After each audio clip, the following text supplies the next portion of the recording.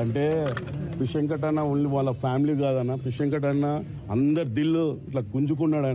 ఆయన కాదు ఏం సాయ్ మన చనిపోయేటప్పుడు కూడా అట్లా చెప్తున్నాడు, ఏం సాయ్ అన్నం తినవా, అంత బెడ్ మీద అంత పలకరిస్తాడు. ఆ పిలుపు ఆ గొంతు ఒక ఇద్దరికి అంకితమైంది, ఒక నర్సింగ్ యాదవ్కు ఒక ఫిష్ వెంకట్.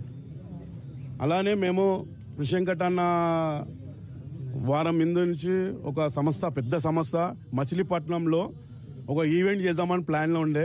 ఆ ఈవెంట్ ఏంటంటే లోకేష్ బాబు, నాదల్ల మనోహర్ గారు ఒక 5 మంది మినిస్టర్ని పిలిచి ఒక సంస్థ ఏం చేశారు, అన్న మీరు వచ్చి ఒక మీడియాలో ఏటని 10 నుంచి 20 లక్షలు కలెక్షన్ అవుతుంది. ఆ మీడియా తరఫు నుంచి మేము సంస్థ తరఫు నుంచి ఆపరేషన్కి ఏమన్నా హెల్ప్ చేస్తాను అన్నాను. మీ మీడియా ఛానల్తో తరఫు నుంచి చెప్తున్నాను. ఈరోజు ఫిష్ వెంకట్ అన్నకు మ్యాక్సిమం ట్రై చేశాము. ఆ ఈవెంట్ మీరు పెట్టాలి, ఆ ఈవెంట్ సక్సెస్ చేస్తాము. మా గబ్బర్ సింగ్ టీము ఆ ఈవెంట్కి వస్తాము.